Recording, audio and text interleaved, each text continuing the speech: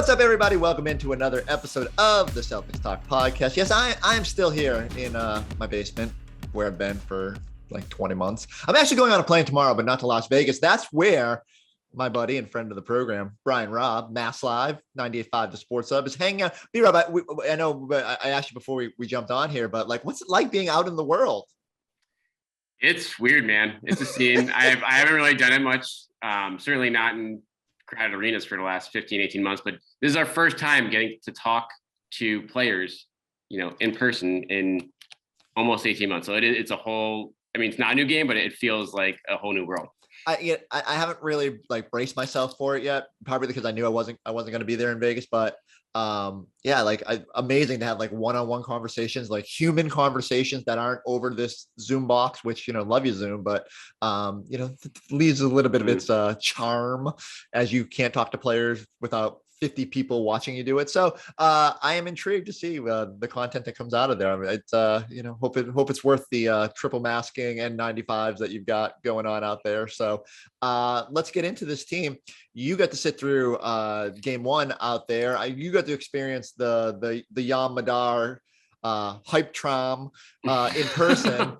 What was your biggest take, or was that, I don't want to steer you here, but what was your biggest takeaway from day one?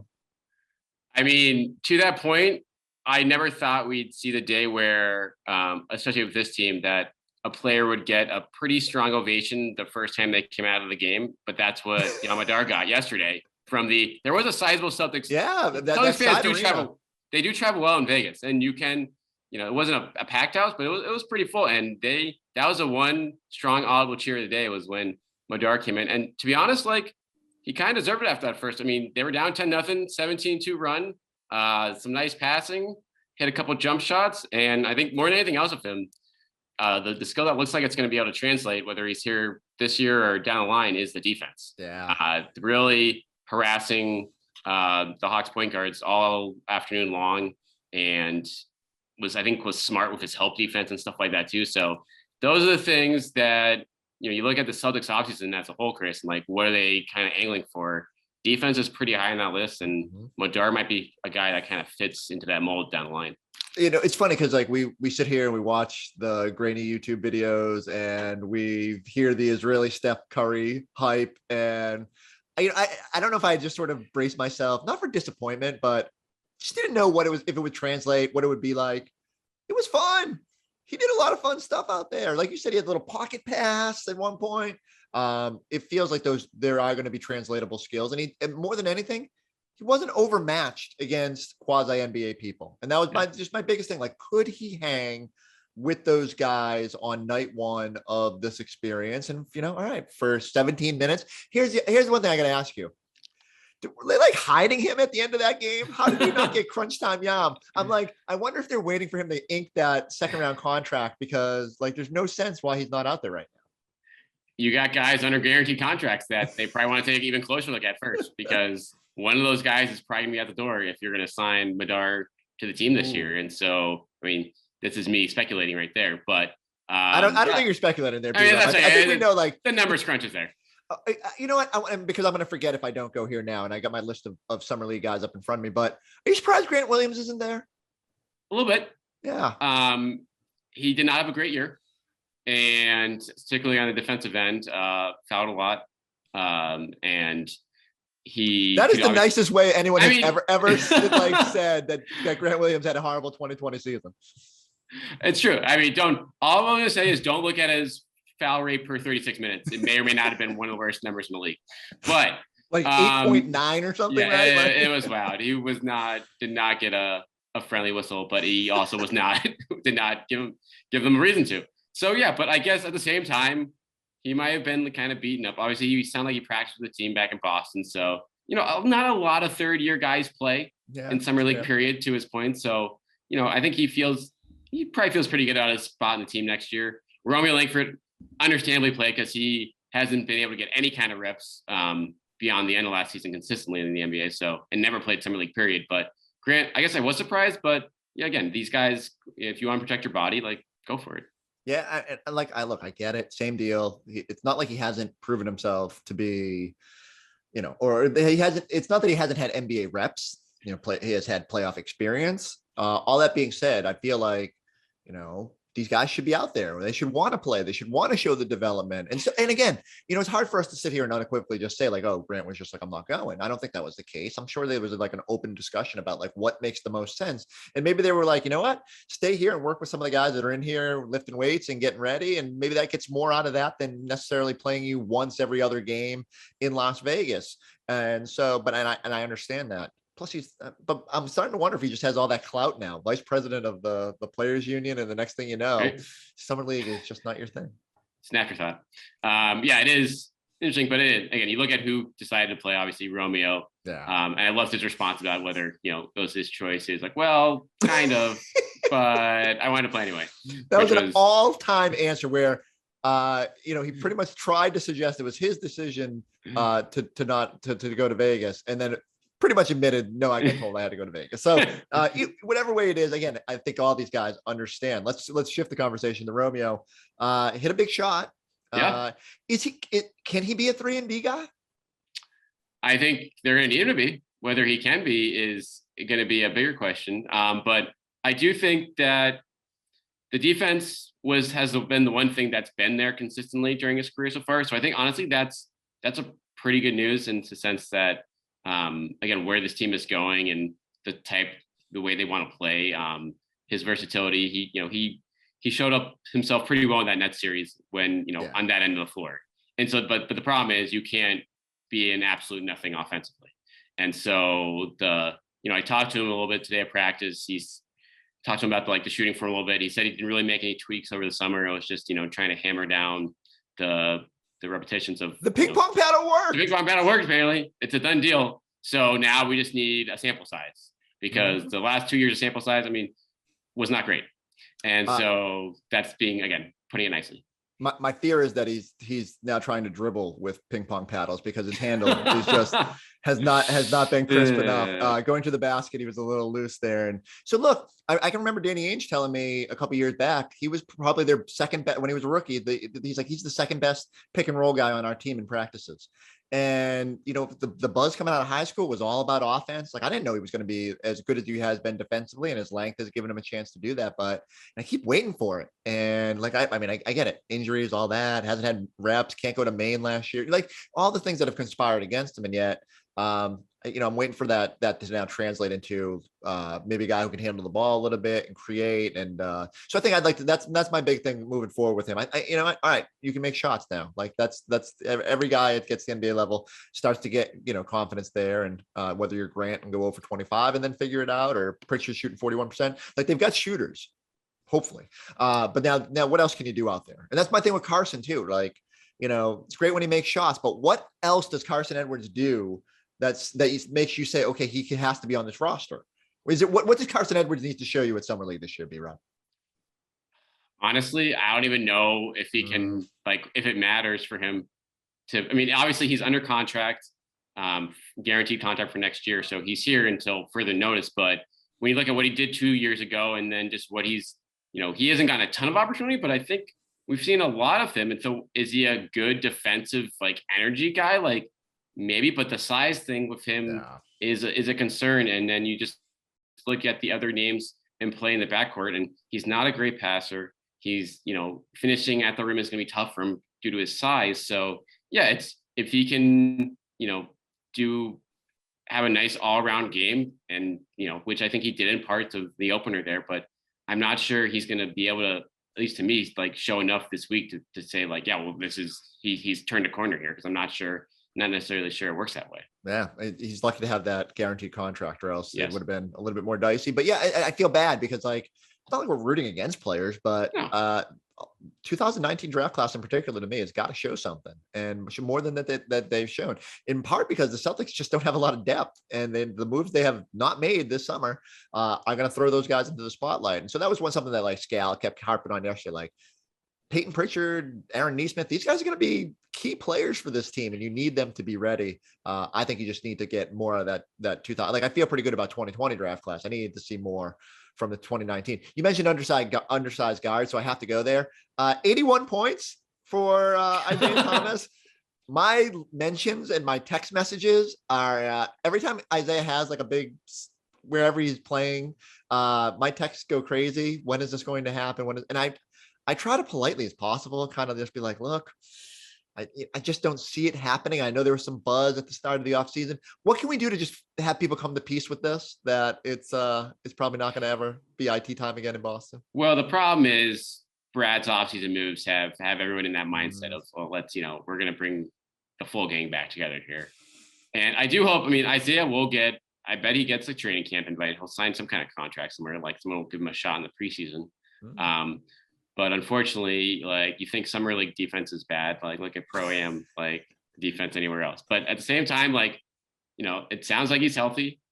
That's great. I hope he gets a shot anywhere. But when you look at, the roster situation in Boston, it's hard to imagine it happening, even though it would, like you said, it'd be a great story if it works out. But again, I don't see that happening. Yam Madar is rapidly climbing up the depth chart. I did tease Scal that he might have, when Pritchard was struggling early, I said, Yam's the backup behind Marcus Smart now. I'll try to calm that Yam Trom down a little bit, but I am quite fired up for that. Let's transition to Marcus Smart. Like, I don't know, I'm going on vacation, B-Rob, but I am on fire with transitions today, because I am just steering this conversation in every, and maybe it's just because I'm touching on every player on the roster, but Marcus Smart, rumors last week that the Celtics are at least open to the idea of an extension with Marcus Smart. Could start at 120% of his salary this year, gets him about up to $17.2 million to start, 4 more years, about $77 million overall, average annual value somewhere a little south of 19 or $19 million. Are you on board with this as they chart this path forward, even though flexibility has been the big buzzword this offseason? Yeah, it's an interesting call from that standpoint. I do think if you get him at a team-friendly number, you sign that contract, because that's still going to be a nice movable contract if you do need to move it. And I think ideally, in the perfect world, you can, you trade for someone and you're able to keep Smart somehow, and, have that extra, depth, and obviously role player that you need to make yourself eventually back on a contending level here. But I wonder, again, like from Smart's camp standpoint, like, yeah, it's probably nice to get this offer after hearing your names in trade rumors for the last year or two, just to, get that security. At the same time, if the cap's going back up and you put together a bounce back year after, I'd say, it wasn't a terrible year for him, but definitely a step back defensively. I think it's very appealing for him to be like, hey, like, I want to get, $20 million a year or whatever, or more than that. So the Celtics not giving him the max kind of says that they can offer right now. It says, hey, we want you, but like, we want you on our terms. And now that's a really tough decision for Smart in his camp, in terms of whether he wants that security or he wants to go for the bigger payday. I'm fascinated by it because, they're not far off if we believe the early reporting, which, say the Celtics were eager for like $17 million a year. So you're probably off by $8 million overall over the course of the deal. I find it hard to be that would be a deal breaker and like quibble, or, you can always meet in the middle, or Smart's camp can just as well dig in and be like, hey, look, you're getting him at a sweetheart of a deal because you can only offer him the 120% over this year's rate. So, do you want to risk it in him getting to free agency when every free agent you've had for the last 4 years has just decided to walk away at the end of their deal? So it'll be interesting for me to see like exactly how that plays itself out. I'm skeptical about everything, every report, the timing of everything. I thought it was interesting that the day started with the Dennis Schroder rumors, and then all of a sudden the Marcus Smart stuff was piling out. What do you make of the Dennis Schroder stuff? Like, did that make any sense? It is a fascinating situation to see what Brad Stevens' philosophy is going to be on this. Because, like you said, on the one, it came right with those Smart extension. Because if Smart hears that, Smart's like, wait a sec. Am I getting pushed to the 2? Am I getting pushed to the bench? And like, what the hell is going on here? But at the same time, you look at Schroeder and you look around the league, there is almost nowhere for him to go right now. If he wants to play on it, definitely if he doesn't want it, he can play on some bad teams if he wants. But I don't think there's any other starting job available for him outside of Boston that could be a playoff team. If you just like look over the league and look and see, and then the money is certainly gone too. Oh my! There's no money left. There's no money there. So yeah, the sign trade thing. But who's going to like give up assets to overpay Schroeder? That's not going to happen. So yeah, like, if they want to compete next year and they're willing to spend a little bit, give them that 1 year of max the mid level. Like, yeah, I'd be kind of intrigued to see what it looks like from a depth standpoint. You can move Smart to the 2 and bring Richardson off the bench. But at the same time, it's like, okay, but if he's going to leave after next year anyway, then what does that do? What does that do? Like, what do you think about that? What's your so that's where I'm uncomfortable with it. And now I think you had to probably have some sort of conversation with Marcus Smart this weekend where you're like, hey, look, yeah, we're interested because here's a guy that is probably a $20 million player, or like could have been a $20 million player, and decided not decided to chase that big payday. If you can get him at, if I'm the Celtics, I dig in. I say, like, look, all we got is the mid-level, and we need a little slice for Yam Madar. So you can have $4 million, like that's all we got. Like, and that's fair. Like, go find something better. You want to go play for Oklahoma City and make more money? Go for it. Knock yourself out. Have fun backing up SGA. So I don't know. I think my read on the situation was that maybe Schroeder's agent, who is already probably a little after not getting him to sign. He's still employed at this point, or is he? I mean, like, how is that possible, right? Like, how is the Dennis Schroder fired his agent story not reared its head yet? Probably trying to put some pressure on any other team. But like you said, there's nobody out there. I don't even know who like this mystery team could be.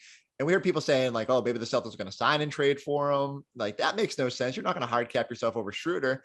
And so, because then you're just throwing away all the flexibility that you made with having to take him on for 3 years. And even if it was options on the back end, but the thing I keep coming back to mostly is that you just don't have a long-term path with him. The one thing I would leave open is, okay, if you could get him on a sweetheart of a deal, if you could convince Marcus Smart, hey, this isn't infringing on you. This is just, we're getting a really good player and he might be gone in February. And maybe you get some assets. You can sell him off. Yep. And so, or you could trade Smart.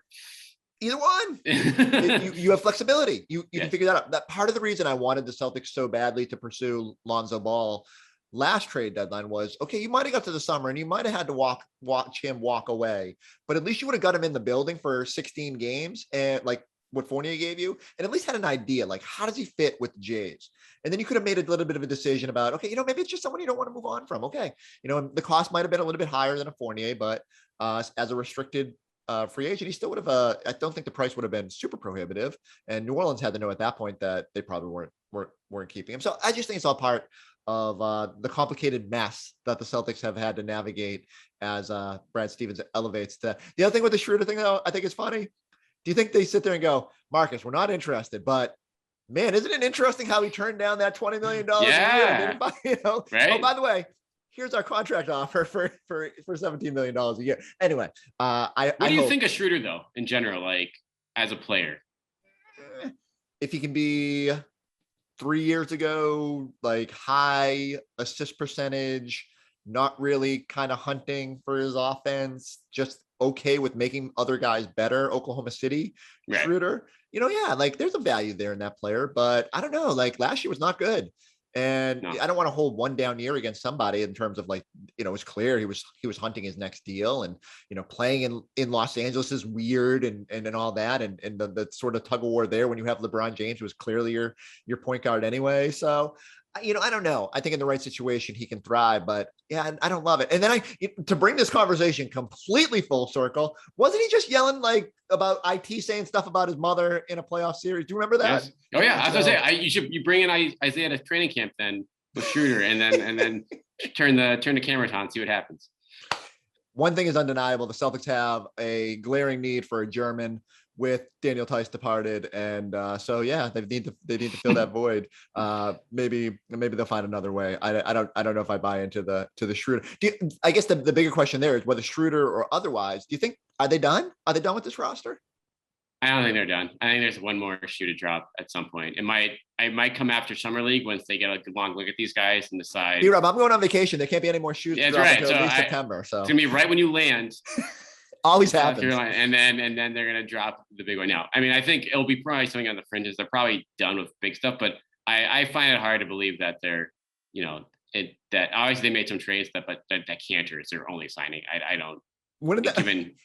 Can you imagine? Can you imagine like rewinding a year ago and telling people that the only move you're going to make next offseason is re-signing Dennis Cantor? Like, I can't even wrap my head around that. Well, I mean, or going back to 2016 and telling Celtics fans that you're going to sign Chris Dunn or trade for Chris Dunn with Jaylen Brown, and maybe that would have calmed the masses.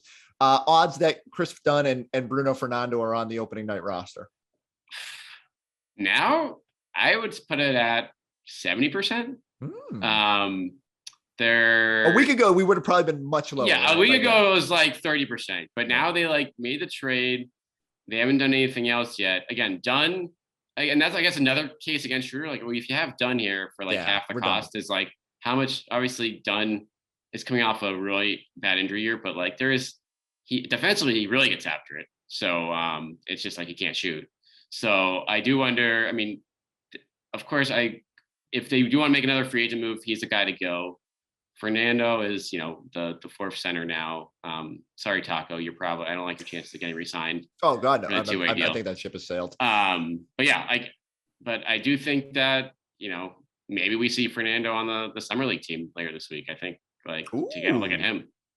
I mean, I was actually surprised that he wasn't, once they added Begueron, and we need to get back to him at some point. But yeah, I would just like to get a look at Bruno Fernando and just see where he's at.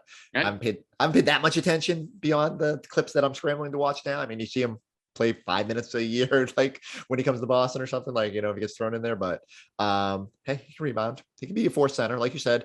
Sorry, Luke Cornett. If you were hoping that call might have been coming back or whatever, it's just that's the way it is. I am slightly. I mean, they have a couple reclamation projects now. Richardson and Dunn. Like, can you rebuild these guys' value if nothing else as trade assets, since they don't seemingly have a long-term future here? I actually liked Richardson a lot when he was in Miami. Like, I thought he played hard. He gets after it. Got after it. This was 2-3 years ago at this point. But like, whenever he played the Celtics, that was a guy like, wow, that he can really, he kind of came up from nothing and turned himself into a nice role player. Had COVID last year. He was in the mess of Philly 2 years ago. But I do think as a complementary piece to someone who can kind of take the defensive pressure off of Jaylen and Jason, especially guarding guards, like smaller guards, I think that's big because I don't think that's where those two guys shine the most, like defensively. I think they're better off guarding, bigger wings and things like that. So they don't have to chase around, shooters. And I think Richardson could help them a lot there. Offensively, we'll see. Again, not a great jump. Both guys that, are not reliable outside shooters. But if Brad Stevens decides, hey, like our defense was garbage last year and we need to fix that, like I think it's a decent bet to take those guys and see what you can turn them into. Are you surprised they haven't signed a power forward? Yes, I thought honestly that was probably their biggest number one thing, right? Is Dennis Cantor playing power forward this year? I'm trying to figure this out. Are they playing Al there with Rob? I honestly, I keep coming back to it. I don't know. Grant didn't play well at the 4. I don't know. I'd like more minutes for him as undersized 5. Like if you want to make him your third center or whatever, and kind of picking based on matchups and stuff like that. But I don't see the 2 big lineup that works, except if Robin and Al work well together, and we'll see. I sat there and said, maybe if we got the Horford Baines band back together, that had a chance. But poor Baines, poor guy. Yeah, I know. I just feel awful that the Australia finally medals and he's not even gets a chance to be out there.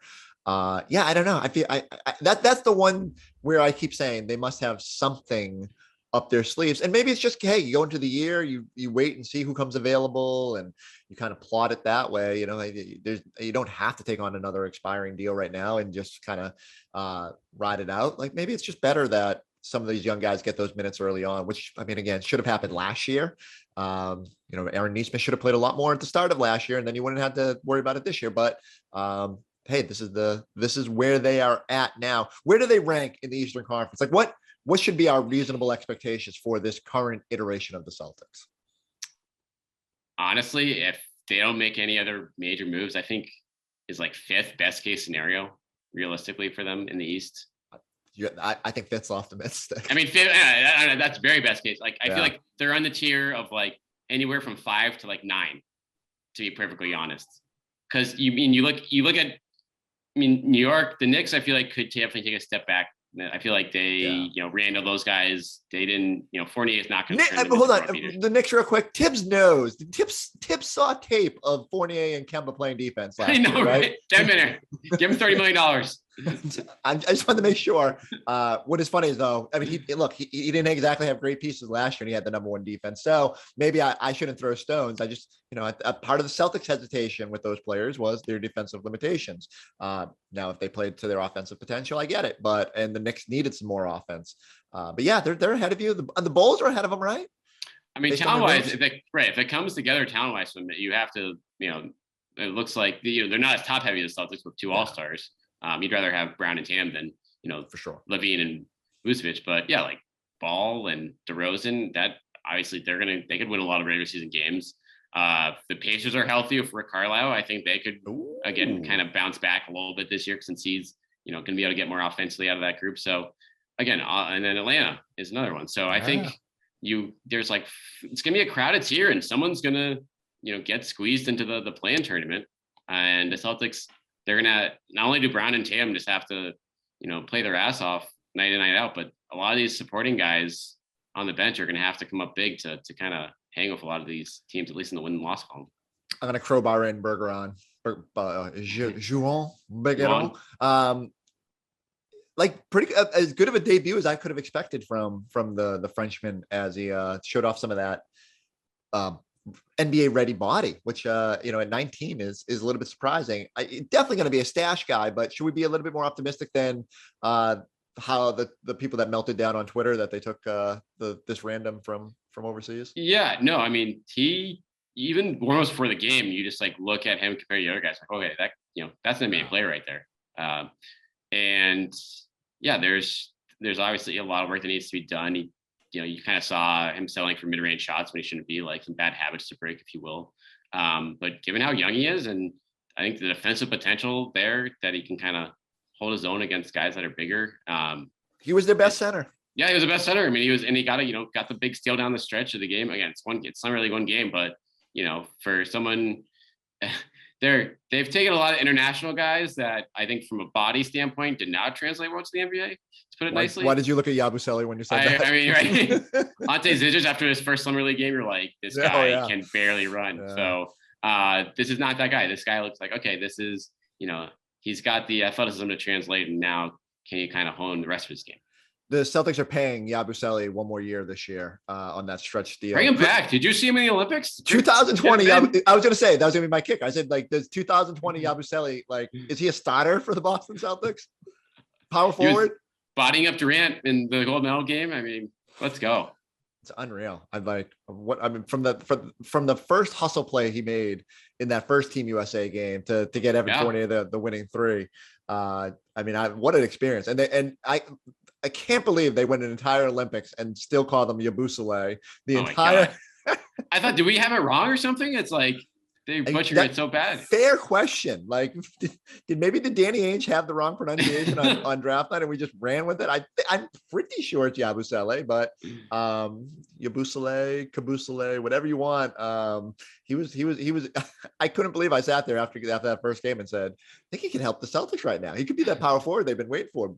French Draymond finally found his way. But maybe I'll be interested. Maybe he's one of those guys where, I don't even know where he's playing right now, but I think Real Madrid actually. So I know it's funny. That's what I thought, but he played in Japan for like 3 years or whatever, and never played against real competition. He kept pulling the Shavlik Randolph, where you go dominate the with size over there, and so good. That's good for him. Maybe he'll get an opportunity. I don't know exactly when their season ends. I think it runs a little bit longer, but it would not surprise me if Yabusele bounced back to the NBA at some point.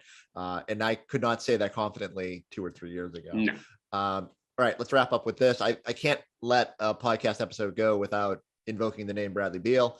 The one thing I've just sort of kept, because every time I talk to someone now, they're like, oh, what's the plan? What's the plan? What is it? Bradley Beal? Is it Brad? And, Celtics operate under this cloak of secrecy, whether it was the Ainge administration or now with Brad.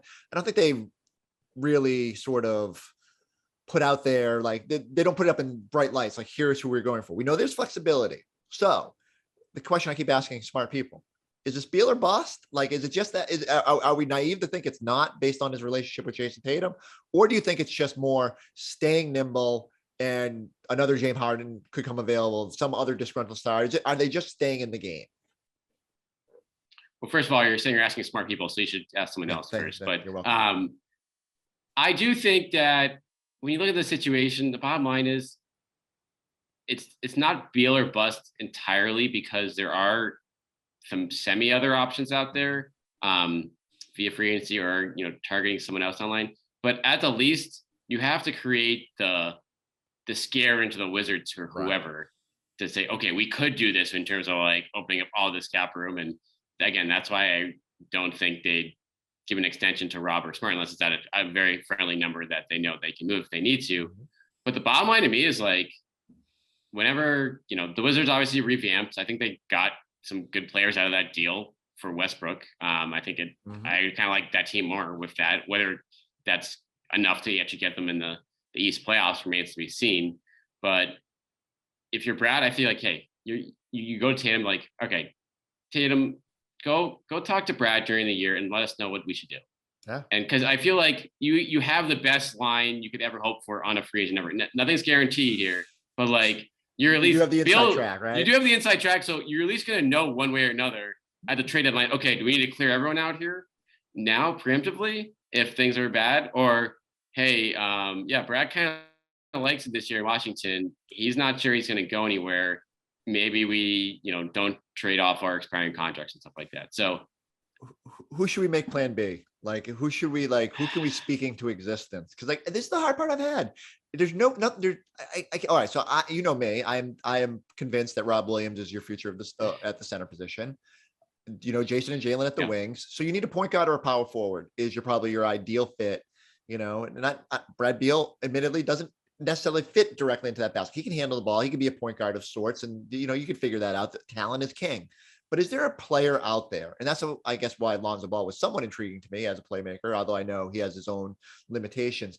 Who should be the player that, if they just contracts aside, and maybe not so much money, but just in terms of if there was an ideal fit for those two guys, what should they be targeting?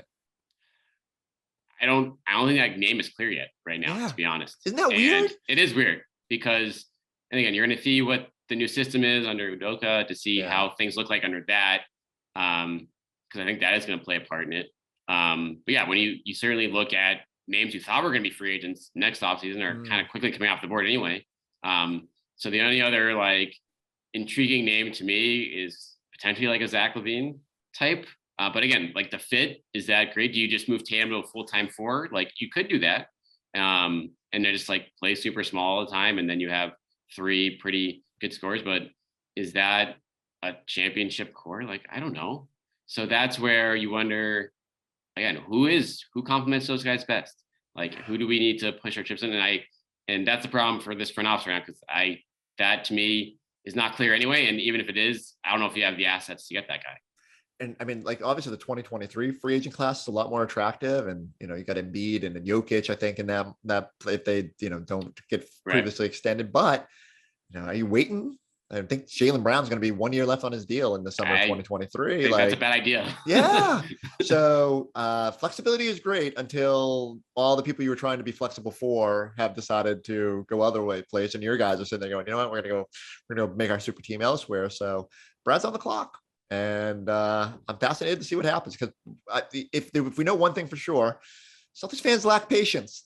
It is not an abundance around here, and especially when you were knocking on the door, they've got to figure out how to get this thing to the finish line and back to being a title contender. What's Vegas like? Is it still bedlam when you're out in the streets?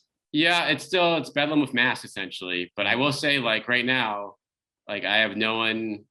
I'm what it was formerly known as the Hard Rock Hotel. I have no one to go to the 24/7 diner with. That's still in here, so that's your presence is missed out here, and it's weird. It's good to be out here. It's good to see people, but it's still, again, I'm just glad Summer League is not in Florida. Essentially, the Orlando Summer League would not have worked this year. No. The Hard Rock used to have the best pool Like, what's the pool situation? Yeah, the pool is actually nice. They revamped the pool. So that's looking really good. And again, they kept a lot of the old spots here. Even the food places, I feel like, are the same ones, but they just kind of rebranded it as Virgin. So we'll see. Haven't made it down to the Strip yet, so we'll report back on that front as we go. But it's listen, when recommended out here, it's again, rooms are cheap, but people are still out here, and people are still. I ran into a guy in the elevator that was doing a fantasy draft podcast with a bunch of a draft with a bunch of his buddies out here. So people are still, enjoying it. I mean, live it up, right?